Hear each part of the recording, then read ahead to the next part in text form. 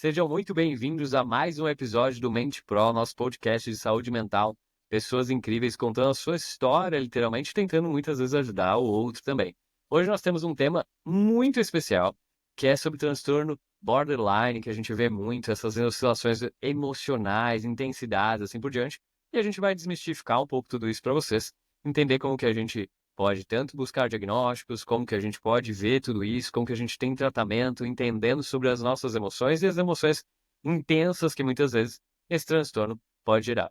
Mas antes de tudo, eu também queria agradecer ao nosso patrocinador, Ouro Grão Café Especial. Quem quiser mais informações sobre o café, é só acessar aqui embaixo. Todo mundo sabe que aqui no consultório, no livro, a gente sempre bate um papo com café, a gente brinca muito com isso e não tem nada melhor do que um café com bate-papo. Eu tenho certeza que vocês vão gostar desse café especial. É só entrar em contato aqui no Instagram deles.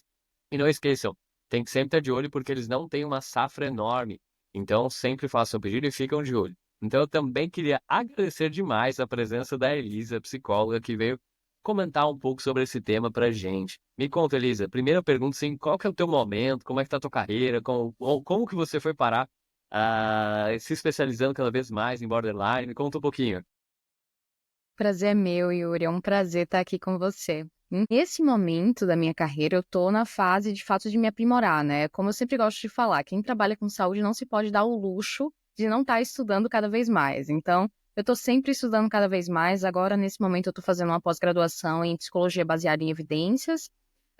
Eu também, né, tenho uma formação em terapia cognitivo-comportamental e terapia comportamental dialética, que a gente chama de DBT, né?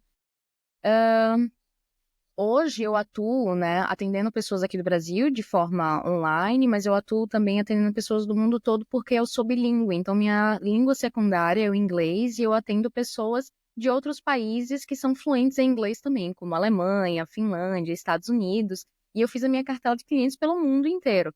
Então, nesse momento, o que eu faço de fato é aprimorar todas as técnicas que eu gostaria de trazer para os meus pacientes, né? E aprimorar de fato o crescimento da clínica. Não, é incrível. Eu vou ter que perguntar uma curiosidade. Como é que essas questões culturais de outros países que trazem para terapia, como é que a gente faz Aham. todo esse envolvimento de entender essas questões, assim por diante? Não é fácil, tá? Não vou falar para você que é fácil, mas eu acho que é muito dos questionar o paciente, assim, de perguntar, né? Quais são as características que você gostaria de trazer sobre a sua cultura que são importantes? Porque mesmo no Brasil, a gente tem diferenças culturais muito absurdas de região para região. Disse você Então, já, né? pois é. Então imagina de diferentes países, né. E acaba que eu me deixo mais aberta a compreender essas diferenças culturais mesmo, assim, e o paciente sempre acaba trazendo uma ou outra. Maravilha, maravilha. Elisa, vamos explicar um pouquinho, assim, que quando a gente vê ah, essas oscilações emocionais muito intensas, esse nome, borderline, como é que a Uhum. gente pode explicar para a galera qual é a diferença entre uma pessoa com um estado emocional mais elevado e uma intensidade tão alta, onde a pessoa pode começar a perceber que está afetando demais ela e transtornando a vida dela, né?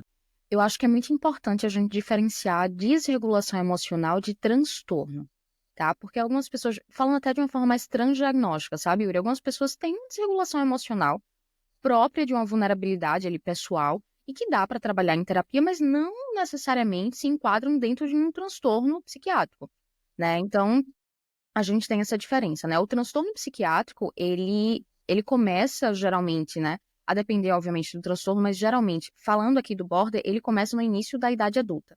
E aí, começando no início da idade adulta, ele vai se tornando crônico. Então, não é algo que, em alguns momentos, em um relacionamento apenas, em uma vivência que eu tive uma desregulação. Não, é algo crônico que afeta diversas áreas da vida daquela pessoa, e por isso a gente consegue fechar critério para um transtorno de personalidade.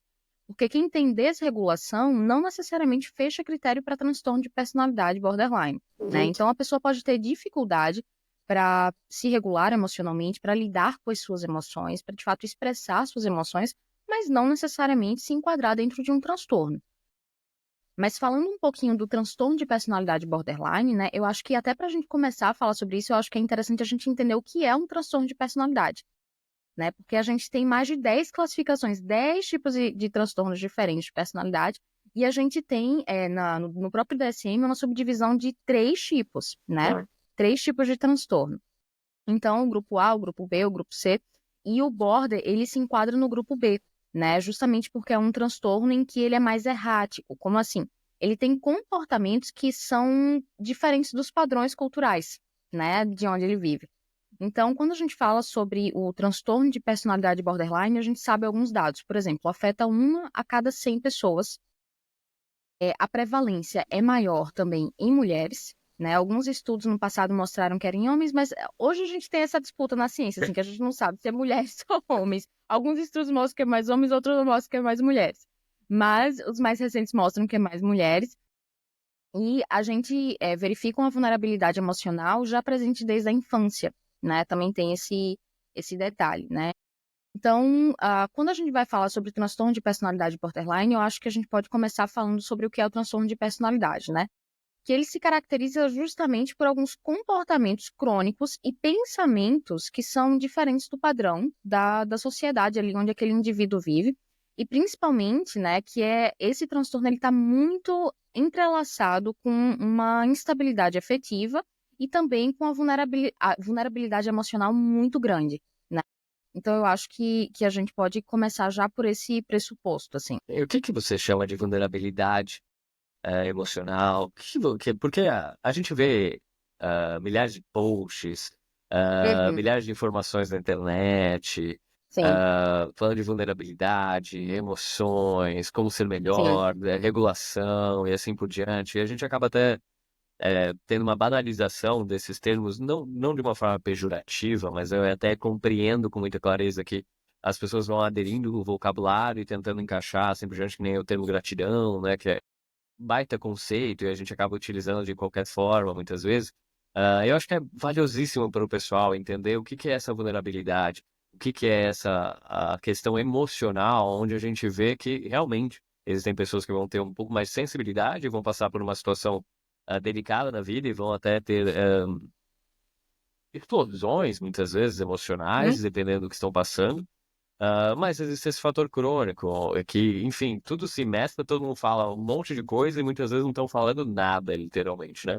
Quando a gente fala de vulnerabilidade emocional, eu estou falando aqui de uma predisposição biológica. Porque hoje a gente tem muito essa romantização, né? Ai, fulano é tão mais vulnerável, eu sou mais vulnerável emocionalmente.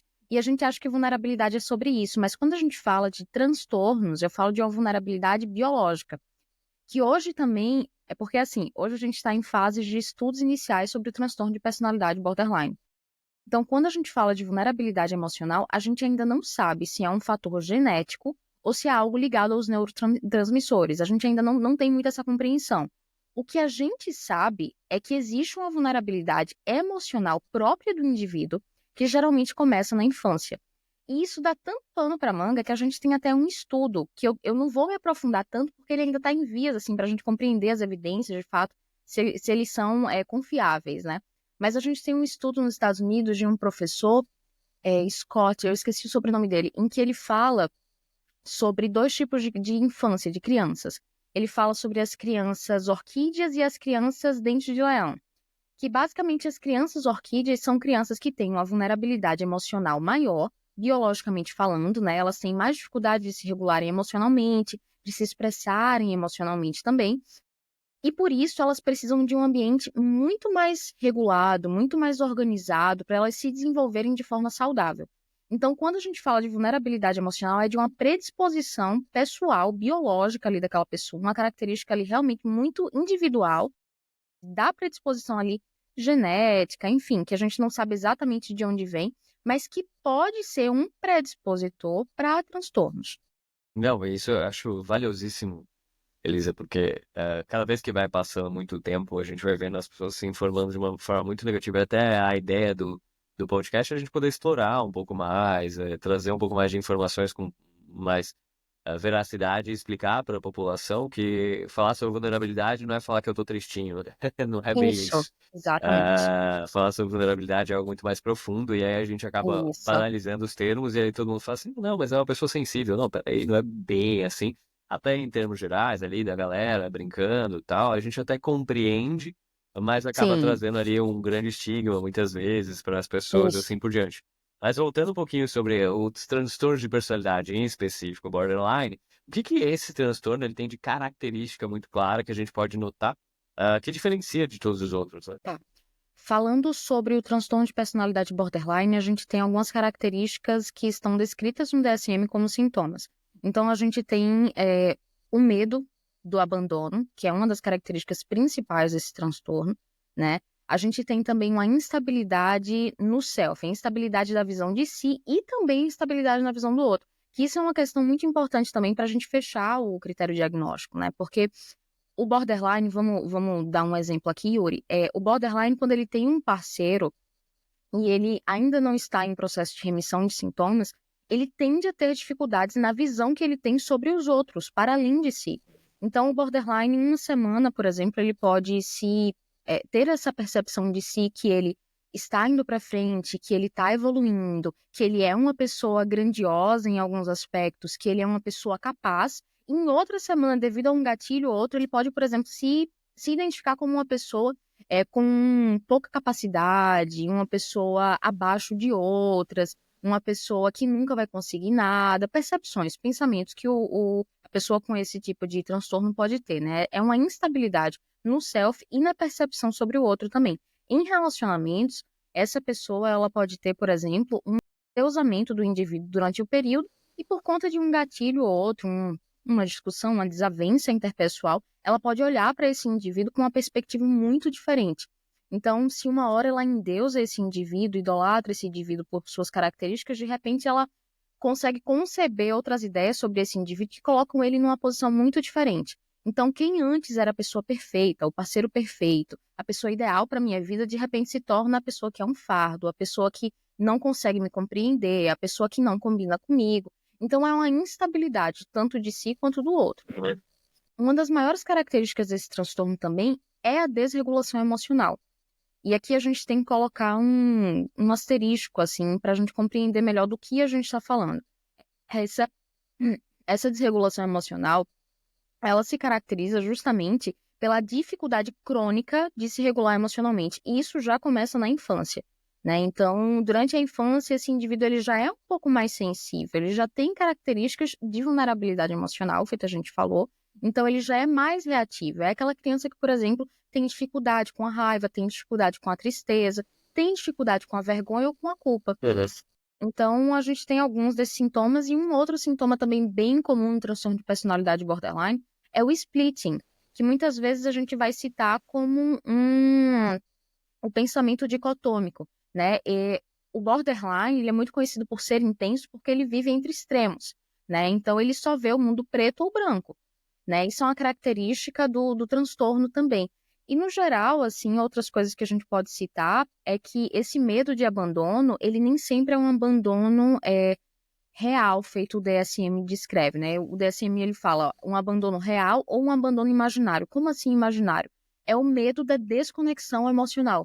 É o medo dessa pessoa, por exemplo, não desejar mais estar com você. É o medo dessa pessoa se desconectar de você. Então, isso pode aparecer como reatividade a partir do momento que esse indivíduo tem uma vida individual, a partir do momento que esse indivíduo sai sem essa pessoa, ou que esse indivíduo precisa de momentos para si, e aí a pessoa que tem o transtorno não sabe lidar muito bem com isso. Isso pode aparecer também de outras formas, quando a gente fala de desconexão emocional, né? Como, por exemplo, quando o indivíduo precisa de um espaço após uma discussão, após uma discussão ali, após uma briga, algo do tipo. Às vezes, algumas pessoas necessitam de um espaço para pensar, né? O borderline, ele não lida muito bem com isso, justamente porque ele sente uma desconexão entre ele e essa outra pessoa. Então, ele não lida bem com nenhum tipo de abandono ou qualquer tipo de ameaça de abandono, digamos assim. Aquilo que parece, aquilo que soa como um processo de abandono ou desconexão, o borderline já começa de fato um processo de desregulação a partir dessa possibilidade. Sim, sim. E você com certeza já viu muito isso, né? Dos comportamentos que o borderline tem para evitar esse abandono, que Isso. é onde pega muito e as pessoas não sabem lidar, porque é realmente muito complexo, não é tão simples Uhum. assim. Existem duas Isso. grandes dois grandes blocos de dor, né? A dor do borderline e a dor de quem está ao lado do borderline, porque não é tão simples quanto parece. Mas quais comportamentos você pode falar para a galera que faz com que a pessoa tenha, a partir do momento que ela sente talvez esse abandono, né? Porque acho que é muito Claro. bacana essa diferenciação que tu fez entre a autopercepção e a percepção do outro, todo esse contexto Isso. de projeções negativas e de situações que vão vir a acontecer e não necessariamente estão acontecendo, né? Isso é muito legal, mas como é que você pode mostrar pra galera esses comportamentos e também como lidar com esses comportamentos, né? É muito interessante a gente falar sobre isso, Yuri. Por quê? Porque hoje a gente tem um movimento. Eu já estou trazendo polêmica para o teu podcast, mas calma. A gente tem um movimento aí de pessoas que falam que a pessoa que tem transtorno de personalidade borderline é uma pessoa mau caráter. E as pessoas têm citado isso ao longo dos anos, né? Não, é só uma pessoa mau caráter, é uma pessoa que, né, ela só quer te manipular. O borderline é muito visto como uma pessoa manipuladora. E na realidade não é isso. Então, antes da gente entrar nesses comportamentos, eu queria até salientar isso, de que esses comportamentos eles vêm de um processo de dor muito extrema. Eles não são uma tentativa de manipular o outro, eles não são uma tentativa de fazer com que o outro permaneça a todo custo, mas sim, de fato, uma expressão de uma dor que é muito severa, né? Quando a gente fala sobre transtornos psiquiátricos, sempre que a gente entra no tema do borderline, o que todo psiquiatra vai falar é um dos transtornos mais difíceis. Por quê? Porque envolve uma sensibilidade emocional muito, muito severa. A Marsha Linehan, que é a fundadora da terapia comportamental dialética, ela fala que é como se aquela pessoa tivesse com um corpo em queimadura, no grau mais profundo que existe, e você ficasse tocando nela. Então você imagina, né? Quando a gente queima o dedo, a mão em água quente, já dói quando a gente bate em alguma coisa. Imagina você estar no corpo todo com essa queimadura. É mais ou menos isso, só que no emocional. Uhum. Então, quando ele sente essa ameaça de abandono, que é uma característica para a gente fechar critério, ela precisa existir de alguma forma. Quando a gente sente, quando o borderline, ele vê essa possibilidade, né? Quando a gente sente essa possibilidade de abandono, nós terapeutas, a gente já começa a se preparar. Uhum. Ou eu acho que essa pessoa não está, de fato, mais querendo permanecer nessa relação. Por quê? Porque o borderline já tende a ter comportamentos de risco. Uhum. Isso é um dos critérios também, de impulsividade. Então, a gente se prepara para possíveis tentativas de suicídio, a gente se prepara para pensamentos suicidas, a gente se prepara também para hipercompensação. Como assim? A tentativa desesperada de fazer com que aquele parceiro, com que aquele amigo, com que aquele familiar permaneça, que ele não saia de perto, que ele não corte laços. Isso pode se dar de muitas formas. Telefonemas constantes, ir atrás da pessoa, e pode se caracterizar até, de certa forma, como uma perseguição. Pensar e, de fato, cogitar a ideia de suicídio e ligar para a pessoa para falar, olha, eu estou cogitando isso. Muitas vezes não como uma forma de manipular, mas falar assim, olha, está doendo tanto, Uhum. está me ferindo tão profundamente que eu necessito da sua ajuda para aplacar essa dor, Uhum. sabe? Então, podem existir, sim, esses comportamentos e são o que o pessoal mais fala, geralmente, né? Sim. Nossa, mas o borderline é muito manipulador, porque quando ele vê que você vai embora, ele já tenta, de alguma forma, fazer com que você permaneça. Mas, na realidade, nem sempre é a tentativa exata de que você permaneça, mas é a tentativa de aplacar a dor. A dor que é muito, muito intensa quando se trata de abandono. Uhum. Sim, e alguns comportamentos são muito grandiosos, né? Não é Sim, somente uma fala, alguma coisa do gênero, né? Acaba isso. cruzando até limites e isso acaba assustando todo mundo, né? E aí do outro lado da esfera tem alguém ouvindo isso também, né? E Isso. aí como é que é o lidar com isso para essa pessoa também? Quais são as táticas, formas, para que a pessoa consiga lidar, compreender da melhor forma possível para não reforçar todos os sintomas muitas vezes, porque um Uhum. tá tentando tirar a dor, o outro tá tentando sair daquilo ali também, uma confusão, literalmente, né? Isso acaba trazendo bastante sofrimento para todo mundo, né? Sim. Uma das coisas que eu acho primordial quando a gente fala sobre términos com pessoas que têm esse tipo de transtorno, ou quando a gente fala sobre cortar relações, né? Porque não necessariamente o borderline ele sente o receio só com parceiros. Às vezes é com uma pessoa da família, às vezes é com um parente que quer cortar laços, com um amigo que não quer permanecer naquela relação de amizade. E eu acho que é muito importante quem tem esse transtorno ter uma rede de apoio, sabe? Porque quando essa pessoa está sozinha, que ela tende a se isolar quando ela encontra aquela pessoa que ela quer estar mais junto, que ela acaba desenvolvendo o que a gente vai falar aí de uma forma mais leiga de dependência emocional, né? Ela costuma se afastar de todas as outras. E é por isso que é tão importante ter uma rede de apoio para estar junto dessa pessoa e principalmente a terapia, né? A terapia, de fato, a gente não tem medicação para o transtorno de personalidade, porque a gente não tem medicação para transtorno de personalidade em geral, né? Que a gente tem algumas medicações que ajudam nos sintomas, né? Então, o que a gente faz, assim, na realidade é, muitas vezes, encaminhar para um psiquiatra para auxiliar com um antidepressivo, enquanto essa pessoa faz uma terapia, enquanto ela tem uma rede de apoio para estar com ela durante esse momento difícil, né? Então, acredito que a pessoa que se relaciona com alguém que tem um transtorno de personalidade borderline, ela tem que pensar um pouco além. Se esse relacionamento não der certo, assim, o que é que eu preciso verificar, né, antes de eu simplesmente falar, olha, não quero, tô indo embora. Por uma questão empática mesmo, pensar assim, será que ela tem uma rede de apoio para auxiliar ela? Ela tem terapia, sabe? Ela tá fazendo a terapia dela, então acho que tudo isso é muito importante. Sim, é muito valioso, porque obviamente ninguém quer o mal de ninguém. Até porque se Sim, existir uma exato. relação, não era essa a ideia anteriormente, mas acaba E ninguém é obrigado a permanecer na isso, ninguém é relação, né? obrigado a permanecer nas relações, só que isso acaba trazendo até um sentimento de culpa, né? Então ambos Isso, ficam ali num reforço eh, enorme, né? Que a pessoa não sabe, que se sente culpada, a pessoa também não fica feliz, e aquilo vira uma bola de neve, só vai se desgastando, desgastando e trazendo sofrimento para ambos, né? isso, Tanto exato. para um quanto para o outro. E isso eu vejo bastante, né? Porque é muito fácil pegar a culpa quando alguém traz uma dor enorme, mas você não está compreendendo o que é É, essa dor, né? Você não consegue ter essa isso, percepção, porque boa parte das pessoas também não são psicólogos, psiquiatras, assim por diante, não vão isso, entender, obviamente, de transtorno, como é que funciona e assim por diante, mas ela está vivendo aquilo ali. E é por isso que eu acho que isso. é extremamente valioso as pessoas terem essa informação, porque muitas vezes quando lida com alguém que é borderline, é como se você estivesse andando sobre casquinhas de ovos. Então você Exatamente. não tem muito essa noção da realidade, e qualquer Isso. pequeno movimento você pode ver um monte de coisas de intensidade muito extremas e tudo mais, dependendo, obviamente, da pessoa. Mas isso torna a relação muito difícil e acaba trazendo esse sistema de culpa, e a pessoa acaba ficando por culpa e não por gosto, né?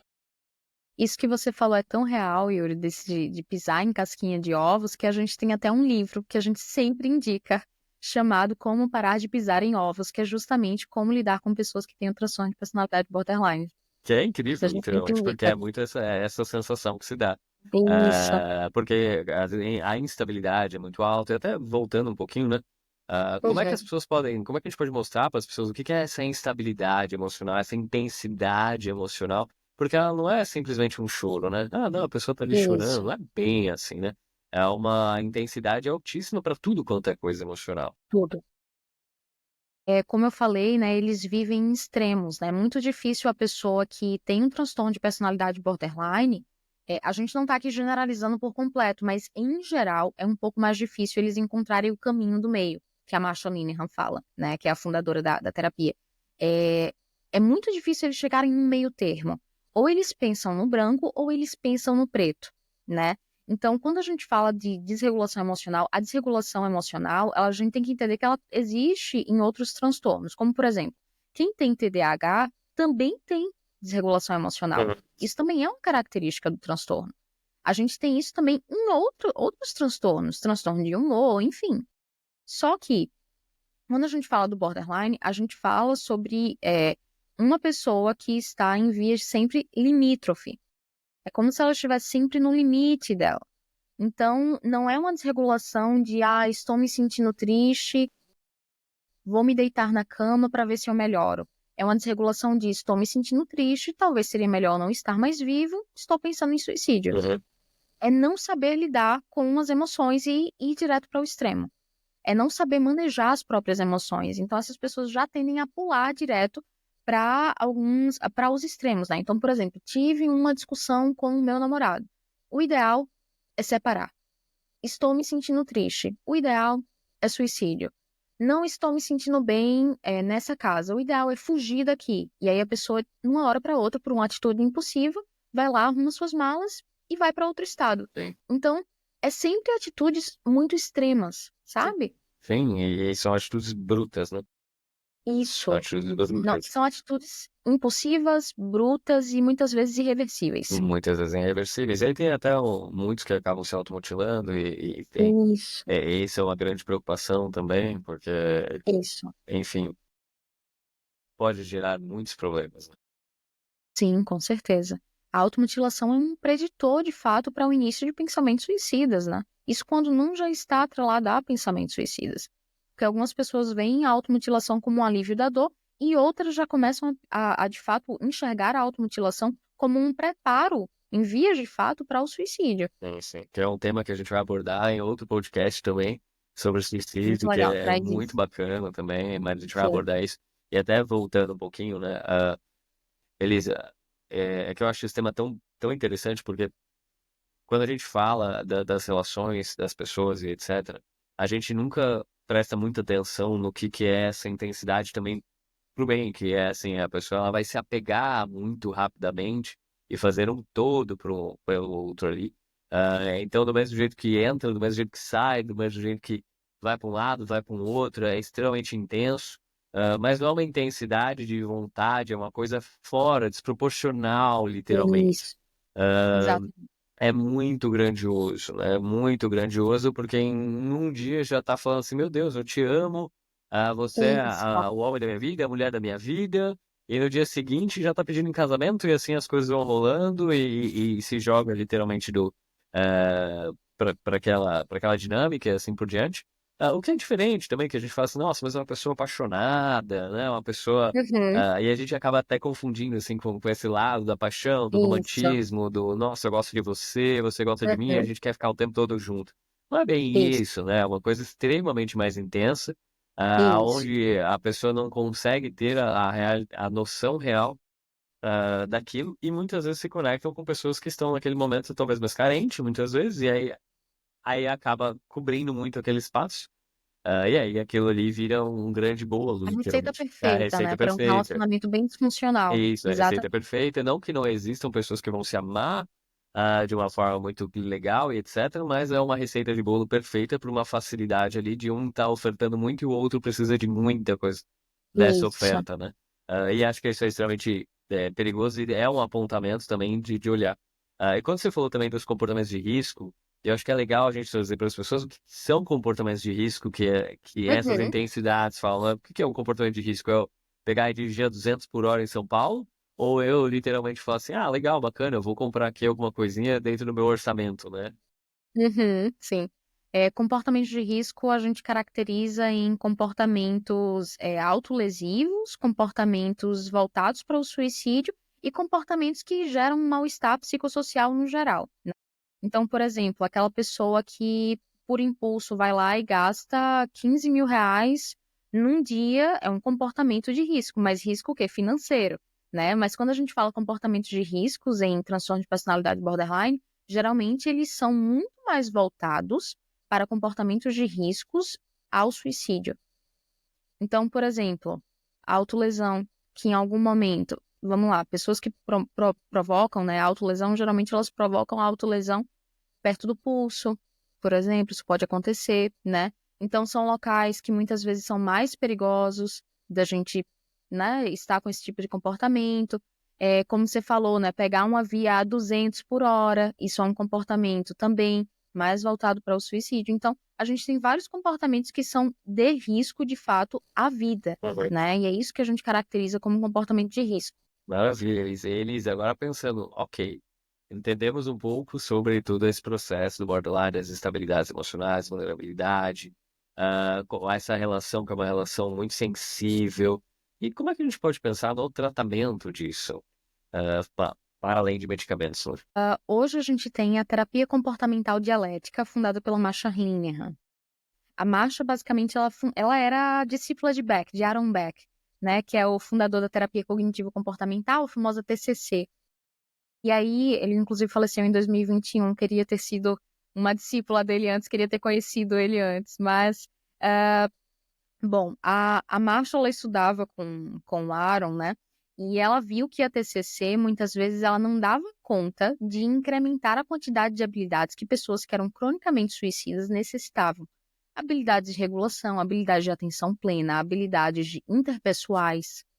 A TCC, a terapia cognitivo-comportamental, ela ainda não englobava uma série de habilidades que ela gostaria de trazer para os pacientes dela. E foi por isso que ela fundou a terapia comportamental dialética, que a gente chama carinhosamente de DBT, que é justamente a terapia que hoje é padrão ouro para esse tipo de transtorno. Por quê? Porque ela tem 4 módulos e esses módulos eles contemplam muito bem. O que os estudos mostram é que a terapia que mais caminha, de fato, para a remissão de sintomas em pessoas com transtorno de personalidade borderline. Esses módulos, ela trabalha justamente as habilidades que o paciente necessita. Muitas vezes, a pessoa que tem transtorno de personalidade borderline, lhe faltam habilidades para lidar com relações interpessoais, habilidades de atenção plena para o momento, para regular a emoção, para regular a ansiedade e principalmente habilidades de regulação emocional, que são habilidades para conseguir reconhecer quais são as emoções que você está sentindo e conseguir também regulá-las, né? Então, a gente tem fichas, né? A gente tem um livro, que é um livro do paciente, lá a gente tem fichas de atividades que esse paciente vai fazer, né? Então, a gente subdivide também a DBT em terapia individual, treino em grupo, que é onde o paciente ele vai entrar em um grupo para treinar todas essas habilidades que a Marcia coloca lá no livro, que o livro é imenso, e aí se você for pegar sozinho, você se perde, então não dá certo, né? Tem que ter uma pessoa liderando esse grupo. E também o coaching telefônico, que é quando o paciente ele necessita, por exemplo, em algum momento, contatar o terapeuta, porque ele não está sabendo lidar com alguma situação ou não está conseguindo aplicar a habilidade que foi aprendida. Então, quando ele não está conseguindo se regular emocionalmente, ele pode contatar aquele terapeuta para solicitar ajuda para a aplicação daquela habilidade. E para além disso, a gente também tem a consultoria, que é a consultoria de nós, terapeutas DBT, onde a gente se encontra para conversar também sobre como nós estamos, porque a gente lida com casos muito delicados, né? Pacientes com personalidade borderline, eles são pacientes que demandam muito da gente. Então, faz parte também do tratamento, e a Marcia é muito incisiva nisso, faz parte do tratamento que o terapeuta esteja em um grupo de consultoria. Sim, porque querendo ou não, isso é legal também de trazer para as pessoas que trabalhar com borderline ou qualquer transtorno, né, literalmente, né, acaba Sim. tendo uma dedicação muito grande. E aí aquela velha frase, né, quem cuida dos cuidadores. Então a gente tem que literalmente se cuidar também. Então eu acho muito, muito legal, literalmente, você também ter esse viés para as pessoas. Cara, eu ver Uhum. como é que funciona, Elisa, que tem toda a técnica, etc., mas como é que é para o paciente essa parte da regulação emocional? Porque aqui no método PRO tem uma parte muito específica que a gente usa a regulação emocional, porque aqui dentro a gente tem as 12 etapas, enfim. E uma delas é a regulação emocional, porque a gente vê também como um ponto-chave, literalmente, Sim. para a vida. E quando a Uhum. gente fala de alguém que tem uma instabilidade muito grande emocional, essa regulação se faz mais importante ainda, né? Então, como é que é trabalhado isso dentro da DBT, para esses pacientes? Essa palavra dialética, né, dentro da DBT, é justamente o encontro da aceitação com a mudança. E aí, para a gente começar a trabalhar a regulação emocional, a gente primeiro tem que conhecer o que a gente está sentindo e aceitar o que a gente está sentindo, né? Então, a DBT ela trabalha dessa forma. O primeiro passo é a gente aceitar o que está sentindo, compreendendo o que se está sentindo, e depois a gente promover essa mudança.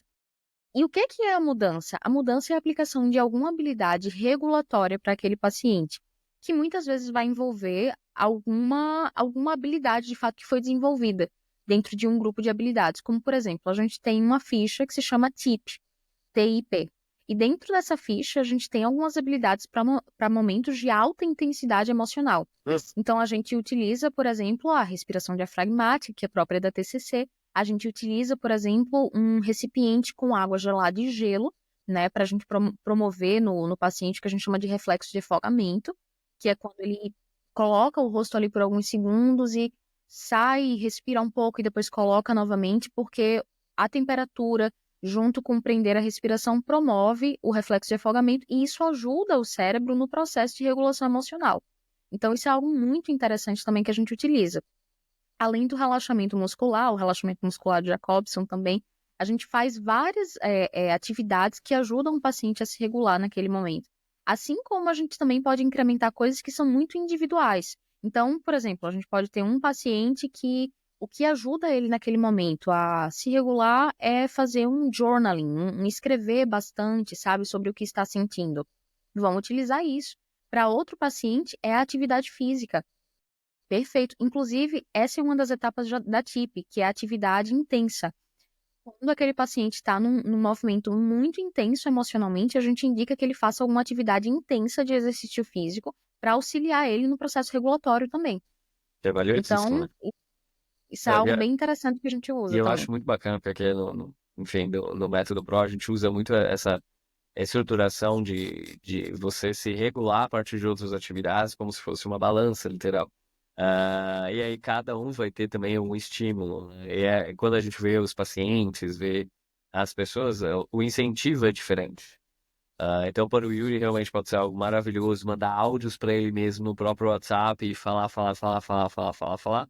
E para outras pessoas, a fala é totalmente o contra aquilo que ela está precisando naquele momento, né? Então é legal cada um se auto-perceber e se auto-conhecer. A terapia vai ajudar muito nesse sentido, e você perceber aquilo que ele faz bem para você se regular minimamente para depois tomar decisões, para você tomar atitudes e assim por diante, né? Mas essa regulação acho que é um ponto fundamental que a gente pode notar. Essas técnicas que você comentou, tal, obviamente que a gente pode falar muitas horas e muitas horas de diversas técnicas, mas o mais importante que eu vejo nesse sentido é que existe uma saída, que existe uma forma que você consiga, de alguma maneira, controlar o teu emocional para que as decisões sejam de uma forma um pouco melhores e não acarrete em mais problemas. Porque isso vai virando uma bola de neve, vai virando uma bola de neve, e aí as pessoas acabam entrando num fluxo que ela vai tomando decisões negativas, negativas, isso vai aumentando mais ainda as intensidades, aí quando vê, tá numa calamidade pública quase, porque não conseguiu estancar ali a emoção primária, que é um medo de abandono, que é uma frustração ali que aconteceu, aí ela não conseguiu lidar e foi tomando atitudes atrás de atitudes para tentar conter essa dor, e foi criando-se mais dores. Então, esse é um ponto que eu acho que é fundamental as pessoas entenderem realmente que existem milhares de saídas. E na dúvida, que parentes e pessoas próximas e etc. busquem informação, vão achar um tratamento, vão achar alguma coisa. Sei que não é tão fácil, obviamente, mas é sempre tentar condicionar a pessoa a melhorar mesmo e tentar fazer de alguma maneira uma regulação emocional. Elise, até para a gente já começar o nosso quadro aqui, que é um dos quadros mais icônicos aqui do Mente Pro, a gente sempre fala de verdades e mentiras e mitos, literalmente, que a gente vê muito sobre o que é transtorno borderline ou sobre qualquer assunto, que a gente vê muito na boca do povo e a gente acaba até passando informação de uma maneira totalmente errada. E eu sempre pergunto para os convidados qual é o mito ou verdade que a gente pode falar sobre transtorno borderline.